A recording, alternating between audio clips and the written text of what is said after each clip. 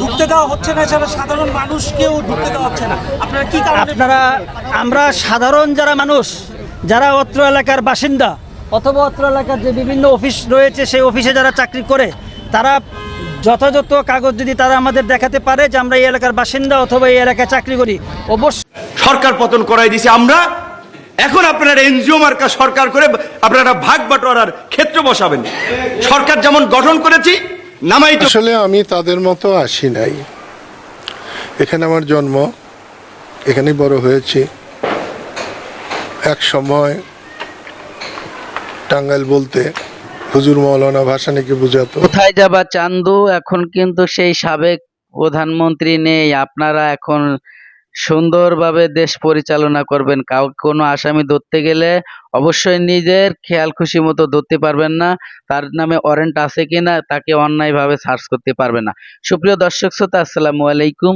দেশে এবং প্রবাসে, দূরে এবং কাছে যে যেখান থেকে আজকের এই ভিডিওগুলো দেখার জন্য প্লে করেছেন, সবাইকে আন্তরিক শুভেচ্ছা ও অভিনন্দন। দর্শক শ্রোতা, বলছিলাম সেই আমাদের সাবেক পুলিশ কর্মকর্তা বিপ্লব কুমার সরকারকে। এই বিপ্লব কুমার সরকারকে চেনেন না হয়তো বাংলাদেশের এমন কোনো লোক নাই, কারণ ইনি কিন্তু বিএনপির সেই সিনিয়র একজন নেতাকে মেরে ধরে গেঞ্জি মেঞ্জি ছিঁড়ে কি করছিল আপনারা ভিডিওতে দেখেছেন।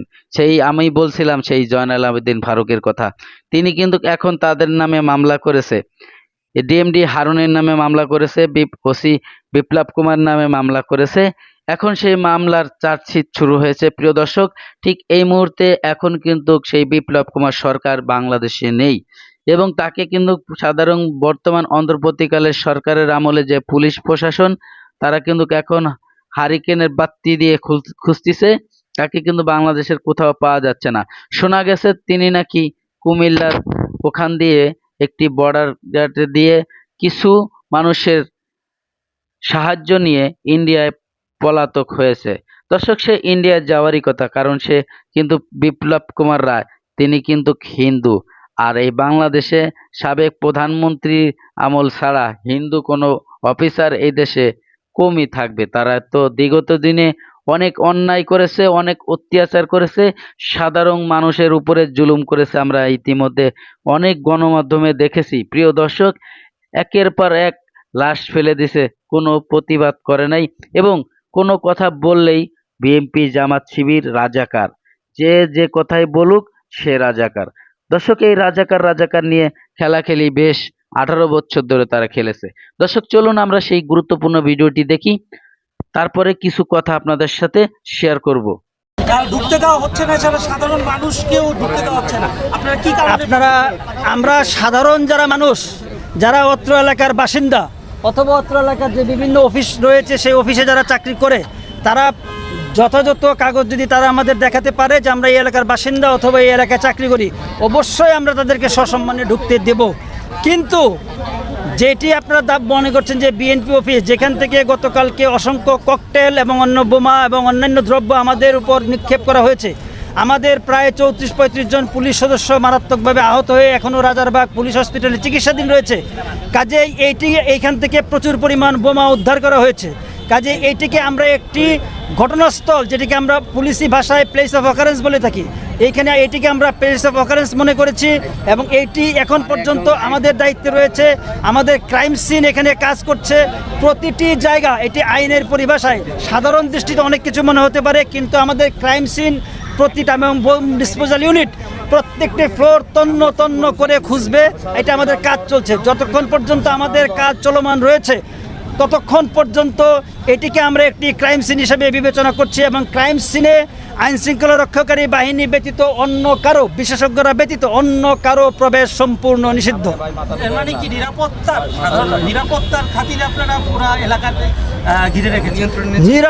নিরাপদ আমি বলছি এটিকে একটি ক্রাইম সিন। এই বিষয়টি এই টার্মিনোলজিটাকে আপনাদেরকে বুঝতে হবে। এটি একটি crime scene, place of occurrence, যেখান থেকে প্রচুর পরিমাণ বোমা উদ্ধার করা হয়েছে। আরও বোমা রয়েছে কিনা, আরও অনেক কিছু, অনেক ঘটনা রয়েছে। কাজেই সেই ধরনের কাজগুলি আমাদের বিশেষজ্ঞরা সেখানে কাজ করছে। বোম ডিসপোজাল ইউনিট, আমাদের কাউন্টার ইউনিট, অনেক ক্রাইম সিনের যে সিআইডি, তারা কাজ করছে। সো এই কাজগুলি শেষ না হওয়া পর্যন্ত এইখানে কোনো ধরনের কাউকে প্রবেশ করতে দেওয়া হবে না।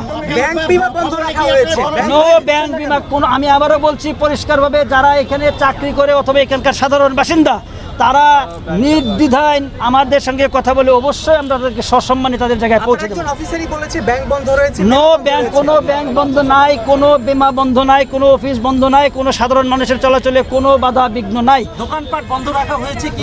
দোকানপাট যদি কেউ খুলতে চায় আমরা দোকানপাট খুলে দেবো। আমরা বারবার বলছি, কেউ যদি এখানে মানে সাধারণ মানুষ যারা একেবারে মানে কর্মকর্তা কর্মচারী, তাদের প্রবেশে কোনো ধরনের কোনো বাধা নেই। আশেপাশের ভবনে কি আপনারা তল্লাশি করতেছেন যে বোম আছে কিনা আরো? সেটা আমাদের কৌশলগত বিষয়, সেটা আমি এই মুহূর্তে পরিষ্কার করে বলা যাবে না। তল্লাশি শেষ হওয়া পর্যন্ত এই অবস্থা থাকবে। আমাদের যে পর্যন্ত এটা, আমি আবার বলছি, কবে শেষ হবে সেটা কোনো মানে এই নাই।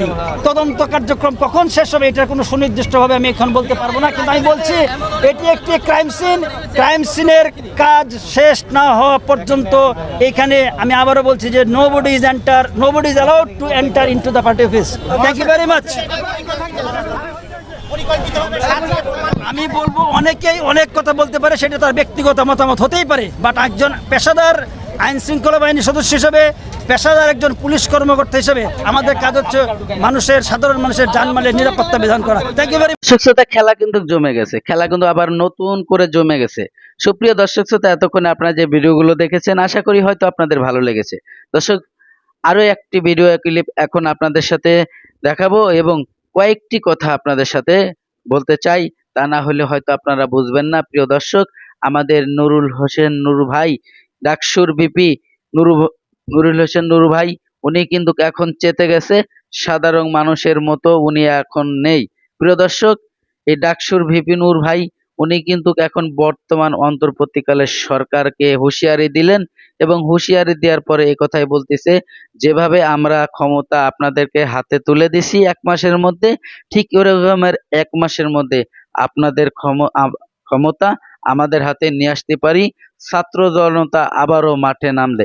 প্রিয় দর্শক, কেন এই কথা বললো ডাকসির ভিপি নুরু ভাই? নুরুল হক নুরু ভাই কিন্তু এই ধরনের কথা তার মুখ থেকে আমরা সহজে আশা করিনি, কিন্তু কেন বললো তার এই কথার মধ্যে অতিরিক্ত কোনো রহস্য আছে। সেই রহস্যর জট আমরা খুলবো এই ভিডিওটি দেখে। তো চলুন আমরা সেই গুরুত্বপূর্ণ ভিডিও দেখি, তারপরে কিছু কথা আপনার সাথে শেয়ার করব এই ভিডিও নিয়ে।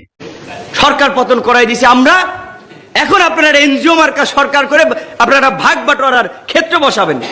সরকার যেমন গঠন করেছি, নামাই তো বেশি সময় লাগবে না। পরিষ্কার কথা শুনবেন না, 1 মাস পরে সরকার পতন আন্দোলন শুরু করবো।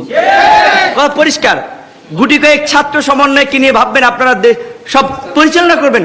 এখন ডাক দেন, দেখেন সমন্বয়কদের পিছনে 1000 মানুষ পান কিনা। ডাক দেন একটা প্রোগ্রাম, ডাক দেওয়ান, দেখেন 1000 মানুষ থাকে কিনা। এটা কি মানে চারটিখানিক ব্যাপার? মনে হয় যে কয়েকজন ছাত্র ডাক দিছে আর এইভাবে রেজিস্ট্যান্স হয়ে গেছে, এইভাবে একটা গণ আন্দোলন হয়ে গেছে। এখন অনেকে মাস্টারমাইন্ড হয়ে গেছে, অনেকে প্রধান মুক্তমুখ হয়ে গেছে। প্রিয় দর্শক শ্রোতা, এতক্ষণে আপনারা যে ভিডিওগুলো দেখেছেন আশা করি হয়তো আপনাদের ভালো লেগেছে। দর্শক, মুখ খুললো আবারও আমাদের সেই সাবেক নেতা, আমাদের যে শেখ মুজিবুর রহমানের সাথে যে একসাথে রাজনীতি করেছে, একসঙ্গে বন্ধুর মতো চলেছে, এক পাতের ভাত খেয়েছে, একসঙ্গে ঘুমাইছে। প্রিয় দর্শক, আমি বলছিলাম সেই বঙ্গবীর কাদের সিদ্দিকীর কথা, যিনি নাকি গত 5 আগস্ট ছাত্র আন্দোলনের কেন্দ্র করে সাবেক প্রধানমন্ত্রীকে কড়া হুঁশিয়ারি জবাব দিয়েছিলেন, আপনি কেন হেলিকপ্টার থেকে গুলি করেছেন? আপনি করেছেন কেন? এই বাংলাদেশের সাধারণ জনগণ মারার জন্য কে আপনাকে এই অনুমতি দিছে? দর্শক, হেলিকপ্টারে গুলি করার জন্য তাকে মানহানি মামলা পর্যন্ত করেছে এই সাবেক প্রধানমন্ত্রীর নামে। প্রিয় দর্শক, এই বঙ্গবীর কাদের সিদ্দিকী মুখ খুললেন, যে কথা বলছিলেন সেই কথাগুলো হচ্ছে আমাদের যে কিছুদিন আগে পিছন থেকে এক ডাকাত দলে আঘাত করে এক সেনা সদস্যকে চরমভাবে আহত করে ডেড করে ফেলল এবং সাথে সাথে উনি মৃত্যুবরণ করলো। বলছিল তাকে নিয়ে যে আমাদের দেশের বর্তমান যে অবস্থা, অন্তর্বর্তীকালের সরকারকে আহ্বান করে বলছিল যে আমাদের সাধারণ জনগণের কোনো নিরাপত্তা নেই। প্রিয় দর্শক, ওনার এই কথার মধ্যে কোনো রহস্য ছিল, উনি অবশ্য খুলে বলেনি। চলুন আমরা সেই গুরুত্বপূর্ণ ভিডিওটি দেখি আরো কি কথা বলেছিল এবং ওনার কথাতে এটাই বোঝা যাচ্ছে যে যেখানে দেশের সেনা সদস্যরা নিরাপদে নাই আর সাধারণ জনগণ কিভাবে নিরাপদে থাকে। অতএব দ্রুত আমাদের এই দেশে সাবেক প্রধানমন্ত্রীকে আনার জন্য হয়তো উনি আহ্বান করতেছে। প্রিয় দর্শক, এই অন্তর্বর্তীকালের সরকার ডক্টর মোহাম্মদ ইউনূস সাহেব এ কথা কি কখনোই মেনে নেবে? তা চলুন আমরা সেই তার মতামতটা জেনে আসি, এই গুরুত্বপূর্ণ ভিডিওটি দেখি। প্রিয় দর্শক, ভিডিওতে যাওয়ার আগে ছোট্ট করে একটি রিকোয়েস্ট করব, আপনি যদি আমার চ্যানেলে নতুন বন্ধু হয়ে থাকেন, ভালো লাগলে চ্যানেলটিকে সাবস্ক্রাইব করে রাখবেন, ভিডিওটি বেশি বেশি লাইক কমেন্ট শেয়ার করে দেবেন বন্ধুদের মাঝে। আসলে আমি তাদের মতো আসি নাই। এখানে আমার জন্ম, এখানেই বড় হয়েছি। এক সময় টাঙ্গাইল বলতে হুজুর মৌলানা ভাসানীকে বোঝাতো, শামসুল হককে বোঝাতো, কোনো সময় হয়তো আমাকেও বোঝাতো। পিতার কাঁধে সন্তানের লাশ হিমালয়ের চাইতেও ভারী, সেই জন্য এসেছি। দেশটা কেমন যেন হয়ে গেছে, মানবিক মূল্যবোধ একেবারে ধ্বংস হয়ে গেছে। একটা সেনাবাহিনীর সদস্যর গায়ে ডাকাত, লস্কর, চোর যদি আঘাত হানতে পারে তাহলে বুঝতে হবে সমাজে কিছু নাই, আইন কানুন বলতে কিছু নাই। আমি এটাকে কোনো গুরুত্ব দিতাম না। যদি একটা সাধারণ মানুষ হতো, তার পিছনে ছোরা মারছে, চাকু মারছে বা দা দিয়ে আঘাত করেছে, কিন্তু একজন সেনাবাহিনীর পোশাক পরা একজন মানুষের গায়ে দুষ্কৃতিকারীরা যখন আঘাত হানতে পারে বা সাহস পায়, তখন বুঝতে হবে দেশে আইন শৃঙ্খলা বলে অথবা দেশের শাসন ব্যবস্থার প্রতি যে মানুষের একটা শ্রদ্ধা, ভালোবাসা এবং দুষ্ট লোকের যে ভয় থাকে তার কিচ্ছু নেই। আমি এসেছি, মৃত্যু মানুষের জন্মের পরে অবধারিত সত্য। সে মৃত্যু হয়েছে, বাবা বেঁচে আছেন, বোন আছে, তাদের বুক কেমন করছে। টাঙ্গাইলের মানুষকে দেখতে এসেছি, দেখে গেলাম। সমাজটাকে বদলাতে হবে। অল্প কদিনের মধ্যে একটি বিরাট পরিবর্তন হয়েছে। এটাকে বিপ্লব বলা চলে, এটাকে মহাবিপ্লব বলা চলে। গত 16-17 বছর শেখ হাসিনার নেতৃত্বে দেশটা ভালো চলে নাই। এবং অনেকে মনে করেন আওয়ামী লীগের সরকার। আমি বলবো না, আওয়ামী লীগের সরকারও ছিল না, মানুষের সরকারও ছিল না, শেখ হাসিনার সরকার ছিল। এবং যত কিছু অন্যায় করেছে তার 90% শেখ হাসিনা করেছে, বাকি বাধ্য হয়ে হয়তো 2-4 জন করেছে। এর পরিবর্তন দরকার। এবং এই বিপ্লব যদি ব্যর্থ হয় তাহলে ভবিষ্যৎ বাংলাদেশের জন্য অন্ধকার। সেই জন্যে বৈষম্য বিরোধী জনতার আন্দোলনের সফলতা ধরে রাখতে হবে। এবং সেইখানে আমাদের এই সন্তানের জীবন দান আল্লাহ কবুল করুন এবং এই শেষ ব্যক্তি হোক যার দ্বারা আমাদের আইন শৃঙ্খলা ফিরে আসুক, এই আশাবাদ ব্যক্ত করি। আমি সময়ের কথা সময়ই বলতে চাই। আমি নামাজের সময় অন্য কিছু মনে রাখি না। আমি রাজনীতিকে ইবাদতের মতো মনে করে আমি রাজনীতি করি। এই জন্য আমি প্রচুর সম্মান পেয়েছি, প্রচুর অসম্মানও পেয়েছি, গালাগালিও শুনেছি। এতদিন বেঁচে না থাকলে আমি গালাগালি শুনতাম না। আমি যদি 71-এ যুদ্ধ না করতে পারতাম, যারা গালাগালি করেন তাদের অধিকাংশদের জন্ম হয়তো পাকিস্তানের জারজ হিসাবে হতে পারত। আমি আজকে একজন কাতর বাবা মা, ভাই বোন, ভাই তো আপন ভাই তো নাই, তাদের পাশে শুধু আল্লাহর কাছে দোয়া করবার জন্য এসেছিলাম। অন্য কোনো দিন আপনারা আমাকে ধরবেন তত্ত্বাবধায়ক সরকার কতদিন থাকবে, কতদিন থাকার দরকার, মানুষের চাহিদা কি, আমি অকপটে বলবো। আমি কোনো